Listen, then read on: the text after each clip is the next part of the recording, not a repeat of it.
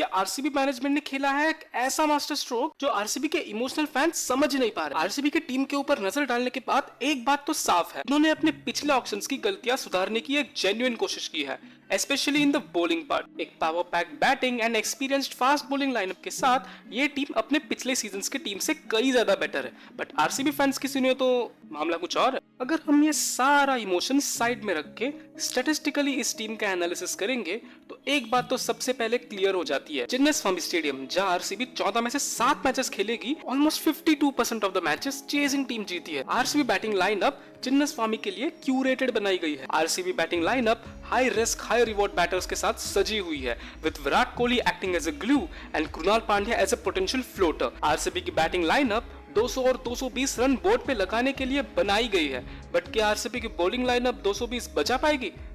उसके ऊपर बाद में आता है। टी20 क्रिकेट में अच्छी ओपनिंग पार्टनरशिप के लिए स्ट्राइक रेट होनी चाहिए 140 प्लस एंड एवरेज होनी चाहिए 30 plus. And Virat Kohli and Phil Salt exactly यही करते हैं। Virat Kohli and Phil Salt जब आरसीबी के लिए ओपन करेंगे तो उनका पार्टनरशिप का स्ट्राइक रेट 142 एंड पार्टनरशिप का एवरेज 32 होगा, जो कि आरसीबी के लिए एक बहुत अच्छा साइन है। अगर हम नंबर 3 की बात करें तो नंबर 3 पे आरसीबी का एक एक्स फैक्टर खेलते हुए नजर आ सकता है, जो कि होगा जैकोब बेथेल। बिकॉज अगर यहाँ पे रजत पाटीदार जैसे प्लेयर को खिलाया then RCB will suffer from great danger. अगर आप आरसीबी के टॉप 7 की बात करें तो कृणाल पांड्या के अलावा कोई लेफ्ट हैंडर नहीं है। आरसीबी के अगर राइट हैंडर्स की बात करें तो Tim David, Liam Livingstone, Rajat Patidar, Virat Kohli, Phil Salt. अगर विराट कोहली और पाटीदार को हटा दे तो इन सब का टी20 क्रिकेट में लेफ्ट आर्म स्पिनर के अगेंस्ट 35 का एवरेज भी नहीं है। ऐसे में ओपोनेंट का left arm spinner power play से ही चढ़ के बॉलिंग करेगा एंड जैसे ही पावर प्ले खत्म होगा उनका रेस्ट स्पिनर आपको डोमिनेट करेगा। अगर आप किसी भी स्टेडियम को देखें, अनलेस सेंटर विकेट यूज हो, कोई साइड छोटी होगी और कोई साइड बड़ी होगी, तो शॉर्टर बाउंड्रीज को आरसीबी टारगेट कर ही नहीं पाएगी।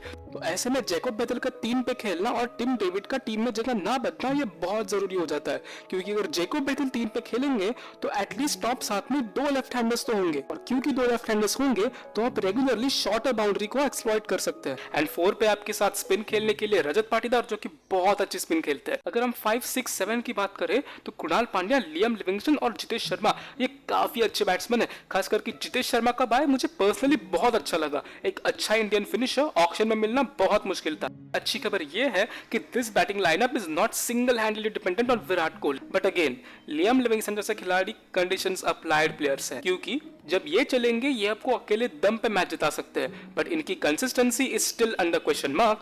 जैकोब बेथेल के पास भी आईपीएल का एक्सपीरियंस नहीं है और वो एक हाईली अनटेस्टेड प्लेयर है। ये समझना भी उतना ही इंपॉर्टेंट है कि वो विल जैक्स की तरफ क्यों नहीं गए। दरअसल आरसीबी ने पहले ही फिल सॉल्ट को खरीद लिया था, और उसके बाद जब विल जैक्स ऑक्शन में आए उससे पहले उन्होंने लियम लिविंगस्टन को भी खरीद लिया था। उनको विल जैक्स की जरूरत थी नहीं, क्योंकि उनके पास ऑलरेडी फिल सॉल्ट और विराट कोहली थे। अगर वो विल जैक्स को नंबर 3 पे खिलाते तो उनका मिडिल ऑर्डर और लोअर मिडिल ऑर्डर में ओवरसीज बैटर का स्लॉट खत्म हो जाता, जिसकी वजह से अगेन वही कहानी रिपीट हो जाती।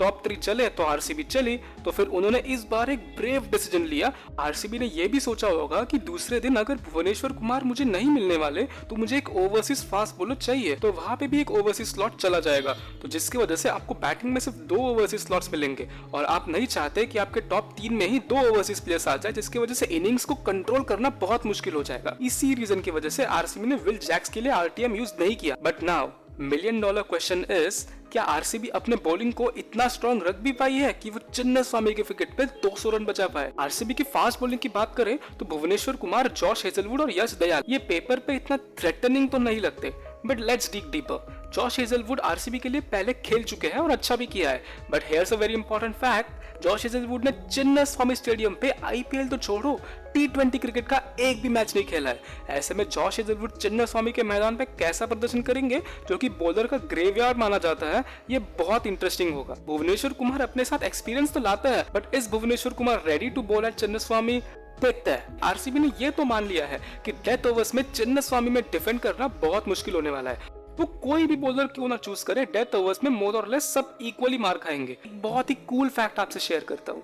टी20 क्रिकेट में जब भी आप पहले ओवर में विकेट लेते हो, ओपोनेंट के स्कोर में 12 रन का डिफरेंस आ जाता है। वही जब आखिरी ओवर में विकेट गिरता है तो सिर्फ 2 रन का डिफरेंस आता है। यही इम्पैक्ट है विकेट का, और यही आरसीबी ने सोचा है जो बिल्कुल सही सोचा है। जॉश हेजलवुड, भुवनेश्वर कुमार दोनों ही नई बॉल से बहुत इफेक्टिव है। उसके बाद रसिक डार और यश दयाल डेथ ओवर्स की कमान संभाल सकते हैं, और Bhuvneshwar Kumar with he slow overs वो डेथ ओवर्स में भी उतना ही इफेक्टिव हो सकते हैं। भुवनेश्वर कुमार ने मोहम्मद सिराज को रिप्लेस किया है, ये कहना सही होगा, क्योंकि मोहम्मद सिराज और भुवनेश्वर कुमार के आंकड़े अगर आप देखोगे, भुवनेश्वर कुमार के डेथ ओवर्स के आंकड़े सिराज के आंकड़ों से बेटर है, और यही आरसीबी को चाहिए था। तो मेरे हिसाब से भुवनेश्वर कुमार के पीछे जाना और सिराज के पीछे आरटीएम यूज ना करना, ये एक मास्टर स्ट्रोक था। आरसीबी के फैंस इमोशनल जरूर होंगे, लेकिन उन्हें समझना पड़ेगा Bhuvneshwar Kumar is a high quality seamer, और Indian fast bowler Bhuvneshwar Kumar के क्वालिटी का शायद ही इतने सस्ते में आपको ऑक्शन में मिलेगा। बात अगर डेथ बॉलिंग की करेंगे, उन्होंने रसिक डार को खरीदा है। रसिक डार के पास स्लोअर बॉल्स की एक विशेष कला है जो उन्हें बाकी इंडियन फास्ट बॉलर से काफी अलग बनाती है, और आरसीबी की उम्मीद यही होगी कि यही स्लोअर वंस चिन्नस्वामी के विकेट पे उनके काम आ जाए। लेकिन सबसे बड़ी मुसीबत की बात तो हम अब करेंगे जब हम आरसीबी की स्पिन बॉलिंग एनालाइज करेंगे।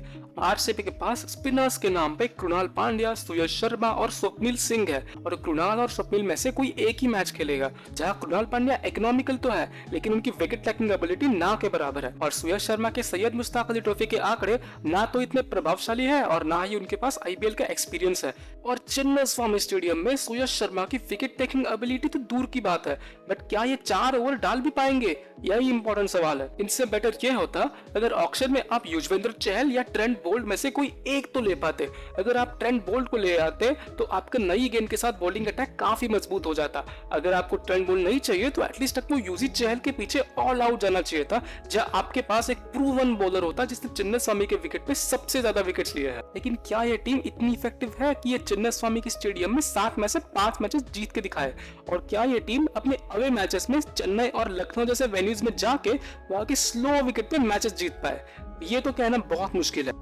एक क्रिकेट टूर्नामेंट जीतने के लिए आपको ऑन पेपर अच्छी टीम तो चाहिए, लेकिन इससे भी इंपॉर्टेंट ये बात है कि आपके ड्रेसिंग रूम में क्रिकेटिंग इन्वॉल्वमेंट हो, जैसे मुंबई इंडियंस और चेन्नई सुपर किंग जैसे टीमों में होता है, और आरसीबी की टीम में अक्सर ये इन्वॉल्वमेंट नहीं होता। सो टू कंक्लूड, आरसीबी की टीम इतनी खराब भी नहीं है जिनके इनके फैंस बोल रहे हैं, लेकिन सच्चाई यही है ये दोनों ऑक्शन में गलतियां की है, लेकिन क्या इनकी गलतियां इनके ऊपर भारी पड़ेंगी ये तो आने वाला टूर्नामेंट ही बताएगा। आरसीबी का पूरा आईपीएल एक ही सवाल पर निर्भर है, अगर इनकी बैटिंग लाइनअप 220 रन बना सकती है तो क्या इनकी बॉलिंग 220 बचा सकती है?